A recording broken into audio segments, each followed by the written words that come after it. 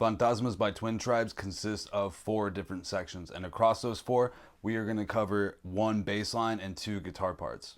Before we get busy, I want to give a shout out to all of my patrons over on Patreon and anybody that's purchased tablature and transcriptions from me, because it's your support that allows me to continue to create this content to share across these platforms. Thank you. I truly appreciate you and your support.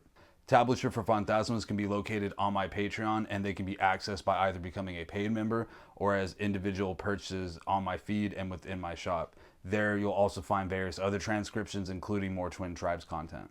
I also have other long and short form lessons organized into playlists on my channel, which includes more Twin Tribes content such as Cauldron of Thorns, Monolith, The River, and Heart and Feather.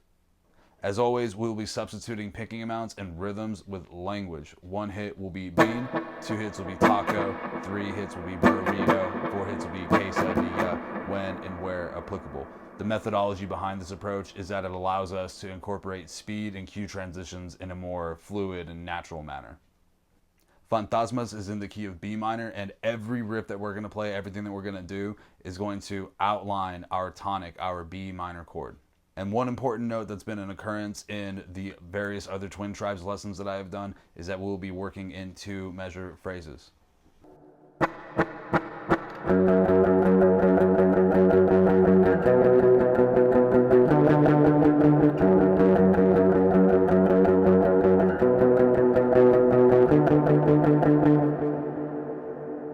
The intro synth bass riff is also the same exact bass riff that Joel plays in every single section across this song. By learning this one riff, we double down and learn all of his parts in all of the sections.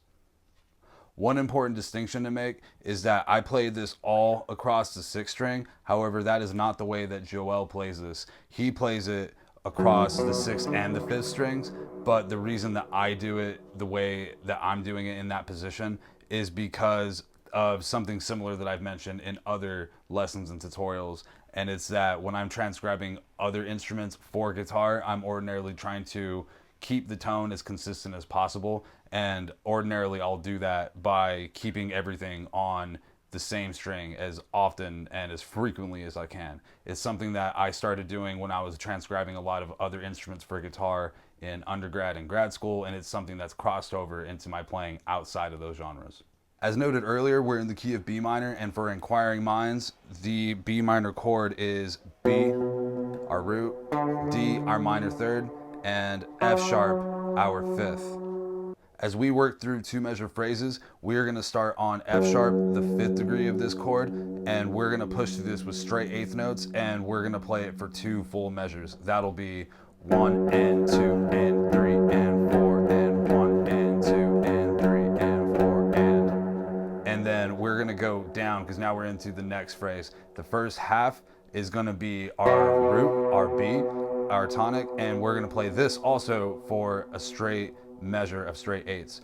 1 and 2 and 3 and 4 and for that final measure, we're going to hit B once for our downbeat of 1, and then we're going to go to the and of 1 with our D on the 5th fret of the 5th string. So that last measure is going to be 1 and 2 and 3 and 4 and just to cue it a little bit easier, I'm going to accent and count that 1 a lot harder when we start playing it together. It'll be 1 and 2 and 3 and 4 and like so. So that whole thing all together is going to be 1, 2, ready, go. 1 and 2 and 3 and 4 and then we go down 2nd fret, 5th string. 1 and 2 and 3 and 4 and 1 and 2 and 3, then repeat. 1 and 2 and 3 and 4 and then we go down 2nd fret, 5th string. 1 and 2, 3 and 4 and 1 and 2 and 3 and 4 and. Or if you would like, you can play it across the 6th string. You can play it in other positions. There's other ways to play it, but once you know the pitches and the notes, it makes it easier to pick it up and move it. You can make a hybrid where you play both positions. That's mostly what I was doing when I was messing around with it. So that way I would play the verse one way and I would play the chorus a different way. But he does play this entire song in this position.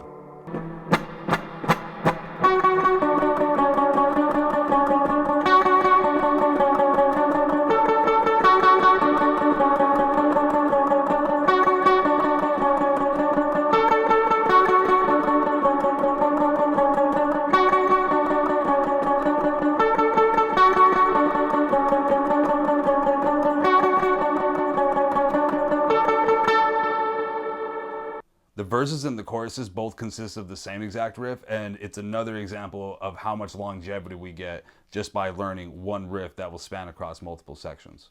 We'll be incorporating 3-note groupings here along with the same straight eighth notes that we were playing from earlier. And when we talk about 3-note groupings, we want to make a distinction from triplets, because these won't be triplets. These will just be 3-note groupings, as we will be playing straight eighth notes still. And everything is going to be downpicked if you would like to play it the way that he does, to get that same kind of tonality and attack. Or you can alternate it if you like, but he does downpick everything. As we dive into this, this is all going to be across 2 strings only, the 3rd and then the 4th string. And this is going to be up at the 11th fret, starting on our F sharp, the 11th fret of the 3rd string. So we're going to hit this 3 times.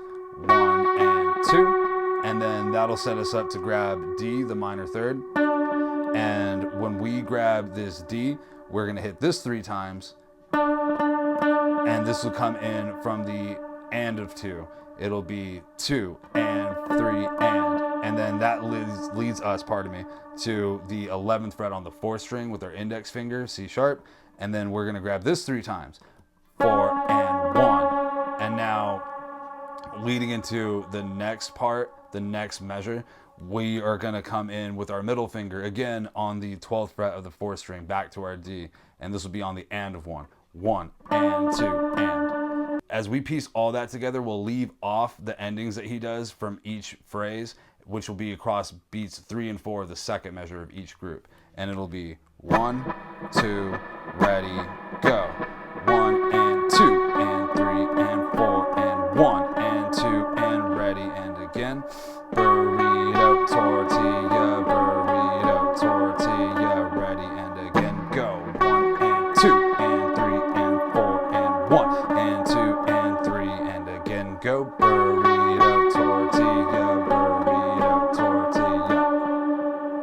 And that brings us to the first ending. So when we arrive on beat 3 in the second measure, we're going to grab the same C sharp on the 4th string 11th fret and hit this twice. So now we're going to break up these groupings of 3, and we're going to hit taco, or 3 and 4 and that will set up the repeat. 1 and 2 and 3 and 4 and 1 and 2 and then we repeat.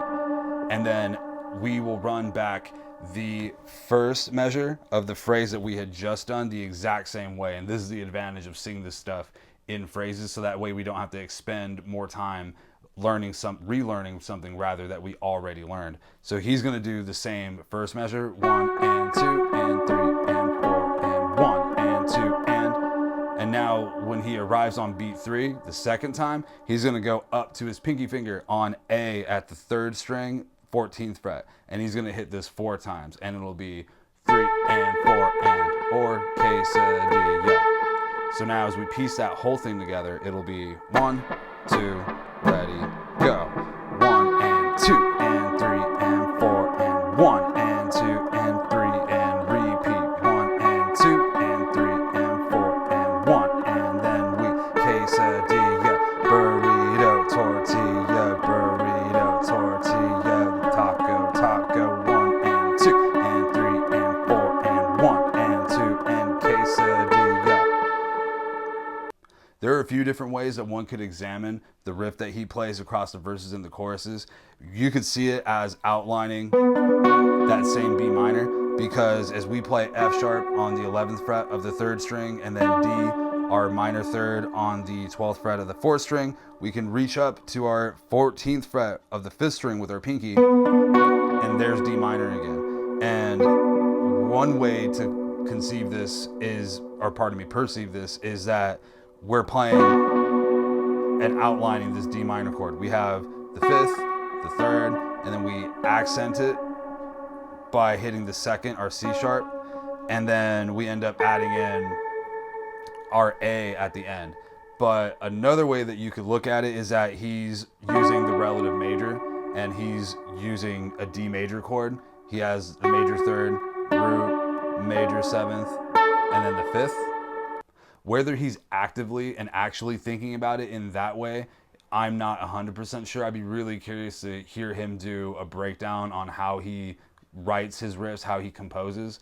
But nonetheless, it's something that he's doing in this piece, and he's doing it in other songs across their catalog. So the more that we have an insight into how he's writing these riffs and these lead lines and these melodies and how they write these chord progressions, it can be the thing that makes it easier to learn and dissect this stuff on our own, and or incorporate these kinds of concepts within our own playing and our own compositions.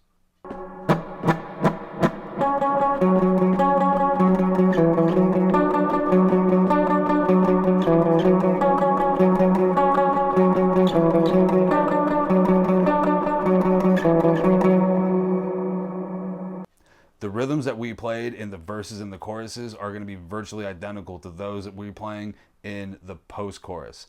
And this whole idea of visualizing the phrases, being able to group things together, can go a really long way in, again, not having to expend an inordinate amount of time learning things that we already have learned in other sections. We're going to have a power chord built from our F sharp, which is the 9th fret on the 5th string, and then our ring finger is going to go to the 11th fret on the 4th string, that same C sharp from the verses and the choruses. So we will still have our groupings of 3, and we're essentially going to hit our group of 3 with our 3rd finger to our 1st finger twice. It'll be 1 and 2 and 3 and 4 and 1 and 2 and that'll set you up for the ending of the first phrase, which is going to be 2 groups of 2 across beats 3 and beats 4, just like we had in the verses, pardon me. And that will be our E on the 7th fret, 3 and 4 and then we return to the 9th fret, our F sharp, and we conclude on beat 4. So that whole first half, that first phrase of the post-chorus is going to be 1, 2, ready, go. 1 and 2 and 3 and 4 and 1 and 2 and 3 and 4 and, or with language, it'll be ready, go. Burrito, tortilla, burrito, tortilla, taco, taco. And that'll set us up to the second phrase, what will conclude the post-chorus. And now the second phrase that concludes the post-chorus will also continue to work in 2 measured phrases. So again, the more that we can see and visualize this stuff, it goes a really long way to being able to incorporate these concepts and pick things up quicker, and then identify them in other songs and other genres. But we will have virtually the same exact pattern with the exception of just one single note, and it'll be the very first note that we play in the pattern. Instead of our ring finger hitting C sharp on the 11th fret 4th string, we will be going back to our D, our minor 3rd, the 12th fret on the 4th string. But the rhythm pattern is going to be exactly the same, and furthermore, we are not going to change the ending in the second phrase. It is going to be the same exact ending that we played in the first phrase, unlike what happened in the verses and the choruses, where the first and second phrases had 2 different endings. So here, it's going to be 1, 2, pinky finger, go.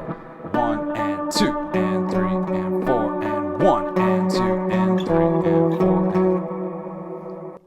and then we just take those 2 phrases and we smush them back to back, and it'll be like so. 1 and 2 and 3 finger, go.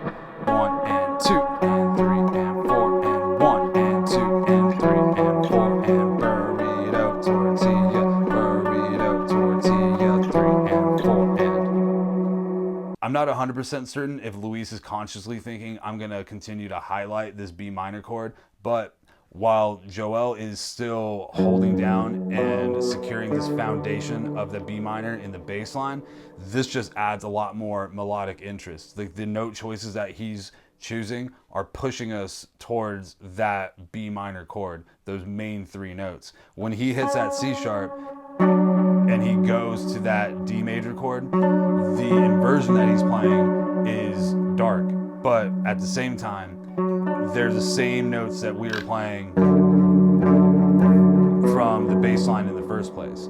And everything that he's doing is pushing us towards one of those notes. When he uses that C sharp rather, it pushes us to that D. When he drops back to the E, the 4th in the scale, it pushes us back to that F sharp.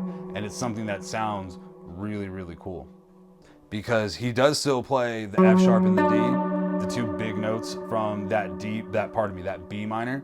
And if we were thinking about it as, say, a D relative major, then he has root third, major seventh, and then when we drop back to that E, it just emphasizes that F sharp, which could still either be the third of D major or it's the fifth in the B minor anyways. Thank you for taking the time out of your day to watch this video and check out my content. If you like this video, give it a like, leave me some feedback in the comment section. I engage with virtually everything that gets posted, positive or negative. If you disagree with my teaching methodology, if you love twin tribes, I'll engage with discourse. I really find it interesting to talk to people that dig or don't dig the same things that I do. Although I will say that I am a little bummed out, well, I'm massively bummed out that in this year, 2025, I was unable to see twin tribes because for the last 3 years, I've been able to catch them at least once. So that's definitely not going to work in 2026. I need to see them again. Thank you again and enjoy your day.